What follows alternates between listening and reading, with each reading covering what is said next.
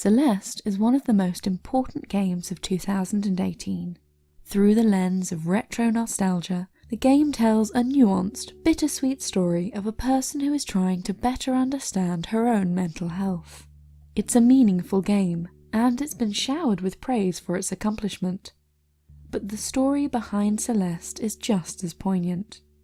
This is the tale of Matt Thorson, an indie creator who learned the benefit of relying on others, and of embracing, instead of running from, his own anxiety and emotional challenges.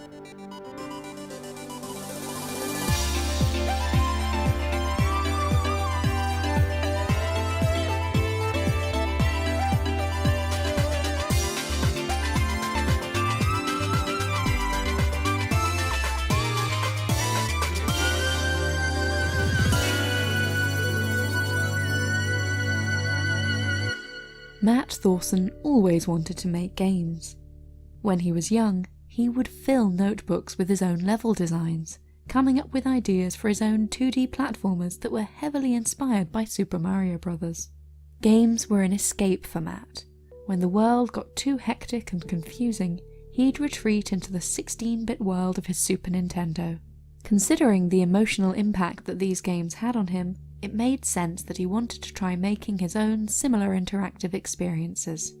His mother, eager to support her son's creative hobby, found the tool Game Maker and helped him to get involved with a community of hobbyist game creators that would help teach him how to make his ideas a reality. This community was important to Matt. He wasn't simply making games in isolation, but with peers to help and support him. Through his early days with Game Maker, Matt made lifelong friends. As Matt got older, he got better and better at making games, and he began earning a small amount of money as a developer.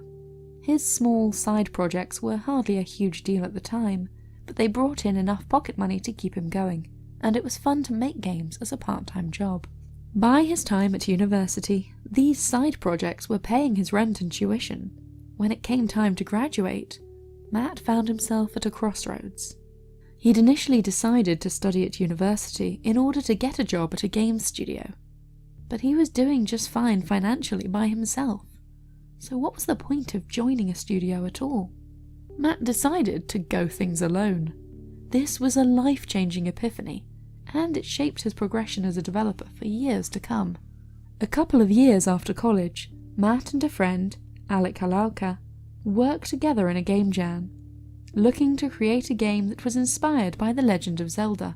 They had plans to create a wide variety of weapons for the game, but once they'd implemented a simple bow and arrow system, they realised that this was so much fun they didn't need any other gameplay gimmicks. Matt and a few other game developer friends gravitated together, leading to a constant stream of casual parties at his apartment. It was in this environment that Matt started reworking his game. He started building a local multiplayer mode so that he and his friends could all play together. This proved to be a big hit.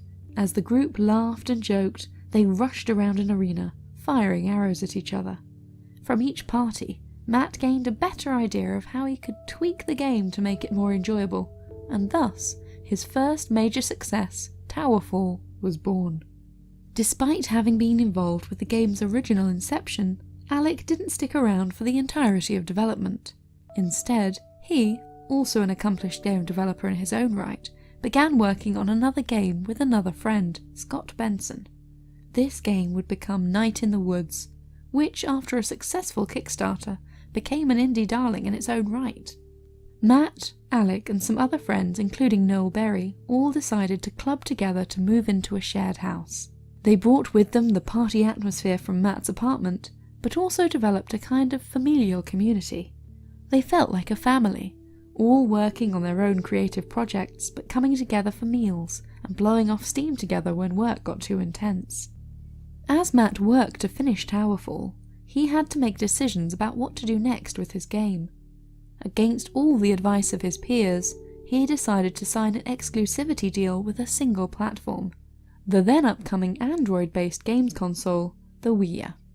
As strange as this idea sounded, Matt felt that it was a smart move. Developing for a more popular platform, like the PlayStation 3, felt like too big of a leap. He wanted to make something that would go out to a smaller audience, and the Ouija felt perfect. This turned out to be a smart idea. The Ouija, bereft of any other big hits, was a platform where TowerFall could shine. Matt managed to sell 7,000 copies of the game on the system, which he put down to a lack of competition from any other big exclusive titles that might steal his thunder. Matt had pretty much everything he needed in life. His game was doing well, and making enough money to support a one-person development team, plus the game's 2 artists. But Matt was definitely guilty of working himself too hard. He'd end up caught up on some challenge for days, straining to find a solution without being able to take breaks. The biggest help in these moments was his surrogate family of game developers, a group that all spent time together, shared together, and helped each other through the tough ups and downs of game design.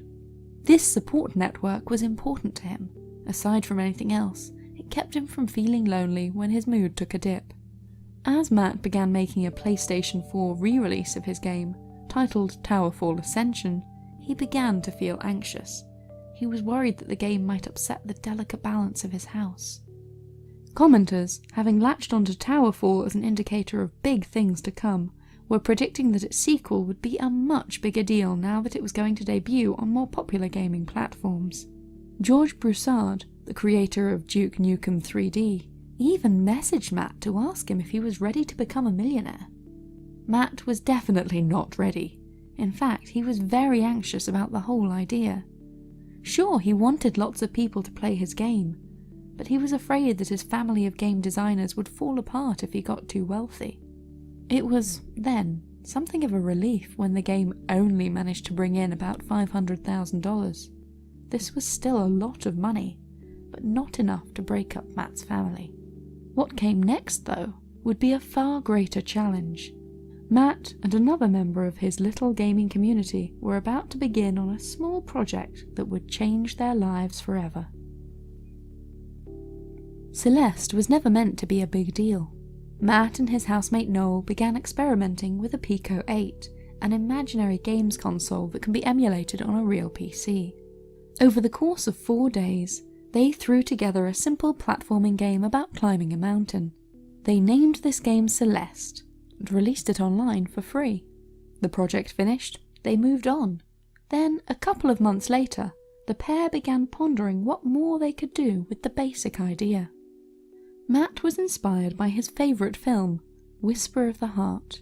He wanted to make a game that was more somber, more reflective than the frenetic multiplayer action of TowerFall. What would happen if he and Noel stripped away the combat present in TowerFall to instead focus totally on platforming? What if they used this game to tell a more involved story about personal struggles and challenges? At first, the pair assumed that Celeste would only take a few months to complete. Very quickly, it became apparent that this was a far bigger project than they'd initially anticipated. They worked hard to make the lead character, Madeline, feel as fleshed out and well-rounded as possible. She wasn't to be simply a blank slate, as many game protagonists are. Instead, she had wants, dreams, desires, and her own personal demons. Matt drew particular influence from the work of feminist frequencies Anita Sarkeesian. He was a big fan of her Tropes vs. Women series, and had even included a character based on Anita in an expansion for TowerFall. He wanted Madeline to feel like more than just a collection of gaming tropes, and instead, like a believable female character. Even as this new Celeste began to take form, and as the pair incorporated themes of mental illness into the story, it was unclear where all this was going. And then, suddenly, things clicked for Matt. He'd always suffered from anxiety. When he was younger, he'd used his Super Nintendo as a way to escape these feelings. That was what had led him to make games in the first place. But game making also triggered his anxiety. He'd be stuck working to escape his own mental illness, trying to beat it back, but making things worse for himself at the same time. Celeste was a reflection of this.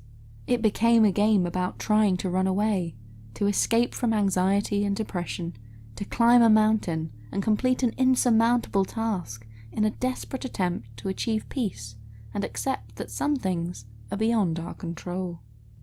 When Celeste finally released, 2 years after the project had initially been started, it did so to critical acclaim.